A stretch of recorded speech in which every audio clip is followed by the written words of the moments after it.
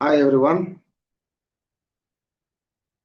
KSET exam pass ಆಯ್ತು, net ಎಕ್ಸಾಮ್ನು pass ಆಗೈತಿ, PhD ಮುಗಿದೈತಿ. Assistant professor exam ಯಾವಾಗ ಕರೀತಾರ ಅಂತ ಕೇಳ್ತಾ ಇದ್ರಿ ಬಹಳಷ್ಟು ಜನ.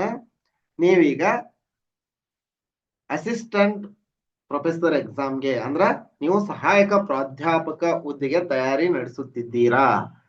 ನಡೆಸ್ತಾ ಇದ್ರೆ ನಿಮ್ಗೊಂದು ಸಿಹಿ ಸುದ್ದಿ ಇದೆ. ಈಗ ಏನ್ ಸಿಹಿ ಸುದ್ದಿ ಅಂತಂದ್ರ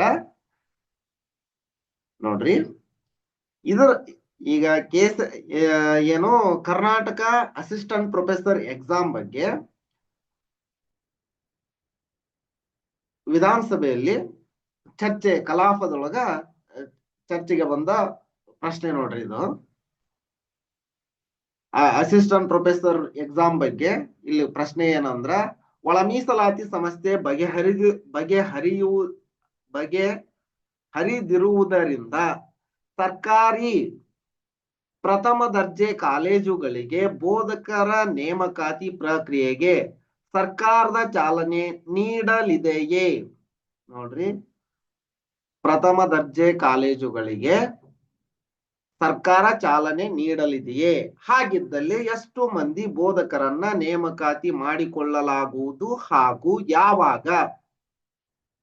ನೇಮಕಾತಿ ಎಷ್ಟು ಮಂದಿ ಮಾಡ್ಕೊಂತೀರಿ ಮತ್ತ ಯಾವಾಗ? ಪ್ರಕಟಣೆ ಹೊರಡಿಸಲಾಗುವುದು, ವಿವರ ನೀಡುವುದು ಅಂತ ಪ್ರಶ್ನೆ ಕೇಳ್ಯಾರ. ಅಂದ್ರ ಈ ಹಿನ್ನೆಲೆಯಲ್ಲಿ ಸರ್ಕಾರದ ಆದೇಶ ಸಂಖ್ಯೆ ಇದರ ಅನ್ವಯ ಗೆಸ್ಟ್ ಫ್ಯಾಕಲ್ಟಿ ಅಂದ್ರ ಅತಿಥಿ ಉಪನ್ಯಾಸಕರನ್ನ ನೇಮಕ ಮಾಡ್ಕೊಂಡಿವಿ ಅಂತ ಹೇಳ್ತಾರ. ಅದು ಕೌನ್ಸಿಲಿಂಗ್ನು ನಡೀತಾ ಇದೆ ಅಂತ ಹೇಳ್ಯಾರ. ಈಗ ಅಸಿಸ್ಟೆಂಟ್ ಪ್ರೊಫೆಸರ್ ಬಗ್ಗೆ ನೋಡ್ರಿ,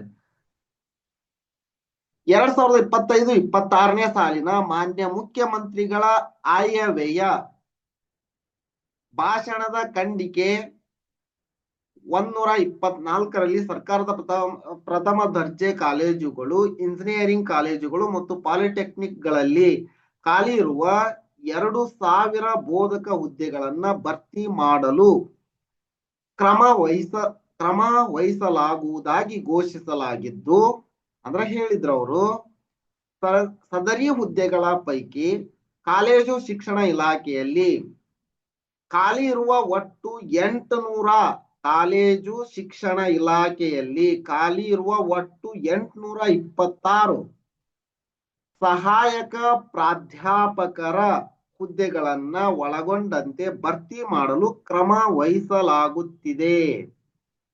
ನೋಟಿಫಿಕೇಶನ್ ಅತಿ ಬೇಗ ಬರಬಹುದು. ಇದನ್ನ ನೋಡ್ರಿ, ಡಾಕ್ಟರ್ MC ಸುಧಾಕರ್ ಅವರು ಉನ್ನತ ಶಿಕ್ಷಣ ಸಚಿವರ ಹೇಳಿರುವಂತದ್ದು, ಉತ್ತರ ಕೊಟ್ಟಿರುವಂತದ್ದು, ಅವ್ರದ್ದು ಸಹ ಇದೆ. ಅಂದ್ರ ಬಹಳ ಬೇಗ ಅಂದ್ರ ಬಹಳ ಬೇಗ ನೋಟಿಫಿಕೇಶನ್ ಆಗುತ್ತ. ಆದ್ರಿಂದ ನೀವು ಈಗ ನೆಟ್ ಕ್ಲಿಯರ್ ಆಗೈತಿ, ಕೆಸೆಟ್ ಕ್ಲಿಯರ್ ಆಗೈತಿ ಅಥವಾ PhD ಮುಗಿದೈತಿ ಅಂತ ಸುಮ್ಮನೆ ಬಿಡೋದಲ್ಲ, ಸ್ವಲ್ಪ ಪ್ರಿಪರೇಷನ್ ಕಡೆ ಗಮನ ಹರಿಸ್ರಿ. ಇದನ್ನ ಅಸಿಸ್ಟೆಂಟ್ ಪ್ರೊಫೆಸರ್ ಎಕ್ಸಾಮ್ ಕಡೆನೂ ಗಮನ ಹರಿಸ್ಬೇಕು ಅಂತ. ಈಗ ಅಲ್ಲಿ ಎಕ್ಸಾಮ್ ನೊಳಗ ನಿಮ್ಗೆ ಗೊತ್ತಿರೋಂಗ assistant professor exam Kannada language exam ಇರುತ್ತ, English language, general studies or general knowledge ಅದು ಒಂದ್ ಪೇಪರ್ ಇರುತ್ತ, ಜನರಲ್ ನಾಲೆಜ್ ಪೇಪರ್ ಅದು ಇರುತ್ತ, ನೆಕ್ಸ್ಟ್ ಸಬ್ಜೆಕ್ಟ್ ಪೇಪರ್ ಇರುತ್ತ. ಈಗಿಂತ್ರನ ಸ್ವಲ್ಪ ನಿಮ್ ಸ್ಟಡಿನ ಸ್ಟಾರ್ಟ್ ಮಾಡ್ಕೊಳ್ರಿ. ಇನ್ನು ಏನಾದ್ರೂ ಅಪ್ಡೇಟ್ ಇದ್ರ ಅಪ್ಡೇಟ್ ಕೊಡ್ತೀವಿ.